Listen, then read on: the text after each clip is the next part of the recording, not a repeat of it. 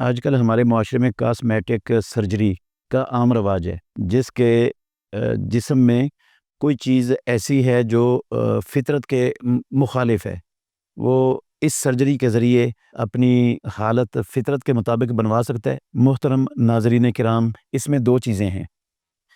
ایک چیز ہے واقعتاً اس کا کوئی عضو ایسا ہے جو فطرت کے خلاف ہو چکا ہے۔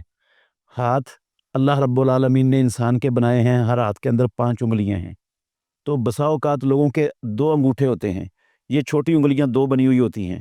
یا ہر انگلی کے ساتھ ایک انگلی اضافی اگی ہوئی ہوتی ہے، اور وہ ہاتھ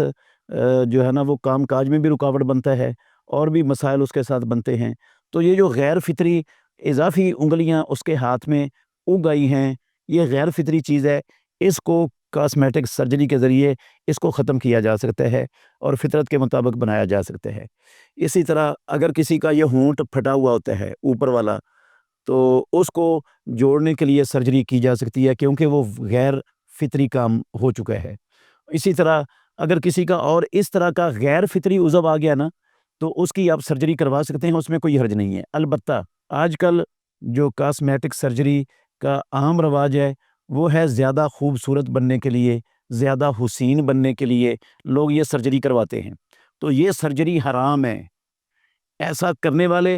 اور کروانے والے دونوں ملعون ہیں، دونوں پر اللہ رب العالمین کی لعنت ہے، کیونکہ رسول مکرم صلی اللہ علیہ وسلم کا فرمان ہے، صحیح بخاری شریف کتاب اللباس کے اندر حدیث ہے کہ اللہ رب العالمین نے لعنت فرمائی ہے فلاں قسم کی عورت پر، فلاں قسم کی عورت پر، فلاں فلاں فلاں قسم کی عورت پر۔ آخر میں فرمایا المغیرات خلق اللہ، جو اللہ کی دی ہوئی فطری شکل کو تبدیل کرتے۔ تو اللہ کی دی ہوئی فطری شکل کو بدلنے کے لیے، اس کو تبدیل کرنے کے لیے سرجری، اس کی اسلام کے اندر گنجائش اور اجازت نہیں ہے کہ بندہ زیادہ حسین بننے کے لیے، زیادہ خوبصورت بننے کے لیے وہ سرجری کروائے، تو یہ درست نہیں ہے۔ باقی غیر فطری کوئی عضو ہے اس کے جسم پر جو اس کی فطرت کے مطابق، انسانی فطرت کے خلاف ہے، اس کے مطابق نہیں ہے، اور وہ اس کے لیے مسئلہ بنتا ہے، تو اس کو سرجری کے ذریعے ختم کیا جا سکتا ہے۔ اللہ سب کو حق سمجھنے اور عمل کرنے کی توفیق عطا فرمائے۔